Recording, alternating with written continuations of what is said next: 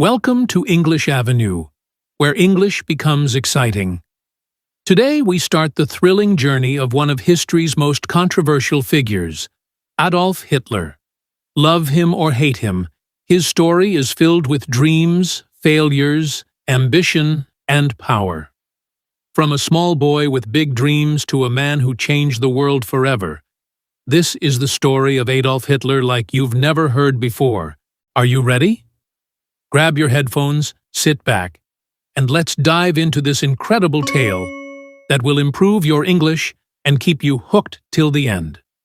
It all started on April 20th, 1889, in a small town called Braunau am Inn, Austria. A baby boy was born to Alois and Clara Hitler. They named him Adolf. No one knew this little boy would grow up to shake the world. As a child, Adolf wasn't special. He loved playing outside, drawing pictures, and imagining a big future, but life wasn't perfect. His father, Alois, was very strict. Alois wanted Adolf to study hard and get a government job just like him. But Adolf had a different dream. "I want to be an artist," he would tell his mother, Clara. His mother loved him deeply and supported his dream, but she couldn't change Alois's mind. Adolf's childhood was full of fights with his father. His father would shout, "Art is not a real job," and Adolf would stay quiet, hiding his tears. When he was 13 years old, his father died suddenly. Some people thought Adolf would feel free, but losing his father left a hole in his heart. Adolf started skipping school.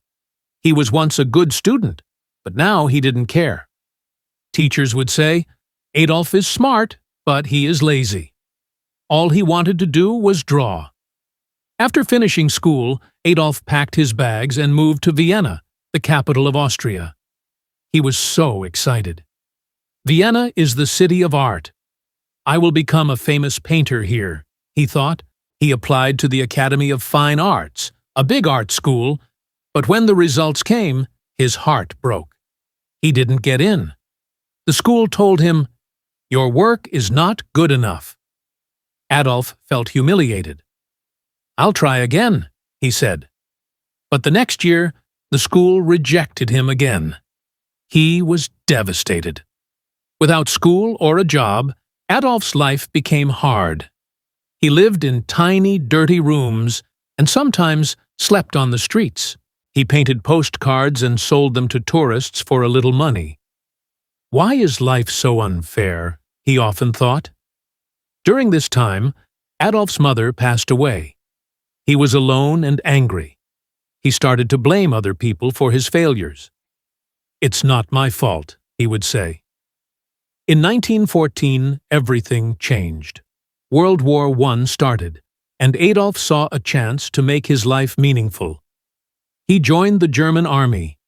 He loved being a soldier. "Finally, I am part of something big," he thought. Adolf was brave in the war. He carried messages across dangerous battlefields and received 2 medals for his courage. But in 1918, Germany lost the war.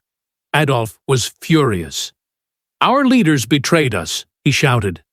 He felt Germany needed someone strong to bring it back to power. After the war, Adolf returned to Germany. The country was in chaos. People were poor and hungry. Many were angry about the war's end. Adolf saw this as his opportunity. He joined a small political group called the German Workers' Party. Adolf was a powerful speaker. When he spoke, people listened. His words were full of anger, passion, and promises. "Germany will rise again," he would say. Slowly, more and more people started following him. Adolf changed the name of the group to the National Socialist German Workers' Party, also known as the Nazi Party. He designed their symbol, a red flag with a black swastika. "This will become the most powerful symbol in the world," he declared. His speeches became famous. Thousands of people came to hear him. They believed in his dream of a strong Germany. But Adolf's ideas were dangerous. He blamed certain groups of people for Germany's problems and wanted to make Germany only for Germans. After World War I, Germany was in big trouble. People had no jobs, food was expensive, and many families were hungry. The country had to pay a lot of money to other nations because they lost the war. Germans were angry and sad. Adolf Hitler saw this pain. He told the people, "It's not your fault. I know who is to blame." His words gave people hope, but they also made them angry at others.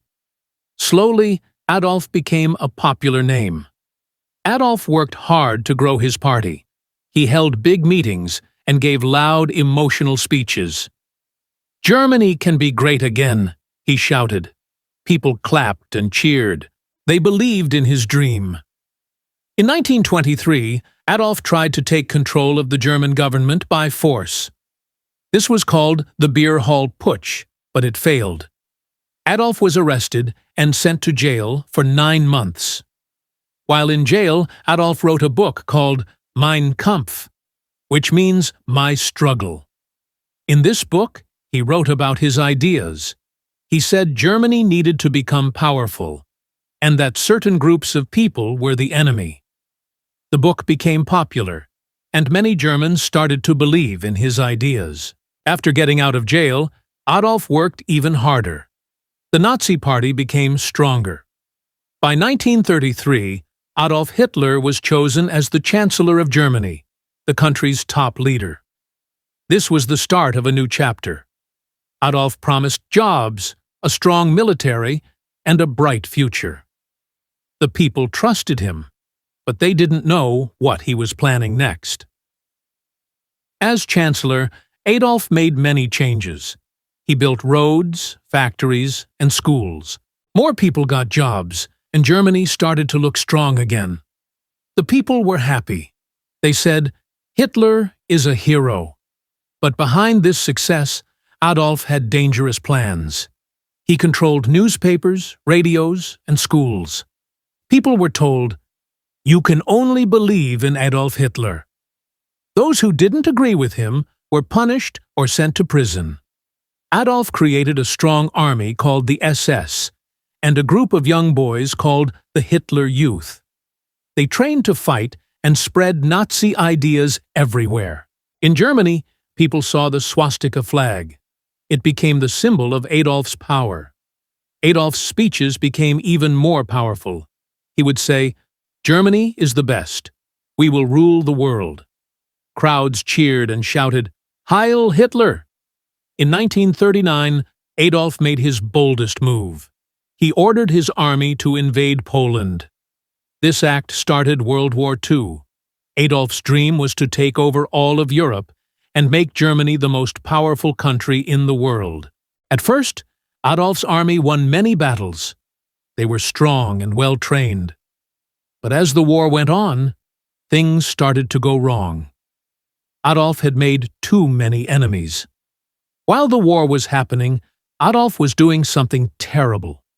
He wanted to remove all Jewish people and others he thought didn't belong in his vision of Germany.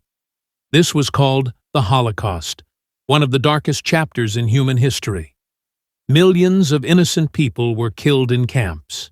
By 1944, Germany started losing the war. Adolf's enemies, like the United States, the Soviet Union, and Britain, were too strong.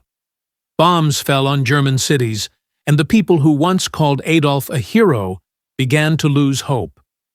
Adolf became paranoid. He trusted no one and spent most of his time hiding in his bunker. By 1945, Adolf Hitler's dreams of ruling the world were falling apart. His army, which once seemed unstoppable, was now losing battles everywhere. The Soviet Union, one of his biggest enemies, pushed the German army back from the east. At the same time, American and British soldiers attacked from the west. German cities were bombed day and night. Families lost their homes, and the people began to turn against Adolf.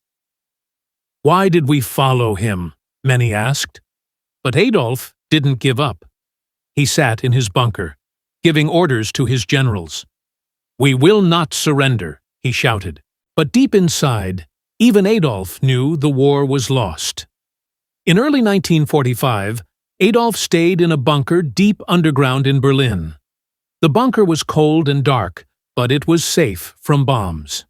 Inside, Adolf spent his time planning, though there was little hope left. He was not alone. His most loyal followers were with him, including his girlfriend, Eva Braun.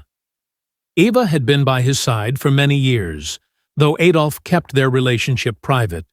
She loved him even in his darkest days. Outside the bunker, the sound of gunfire grew louder every day. The Soviet army was getting closer to Berlin.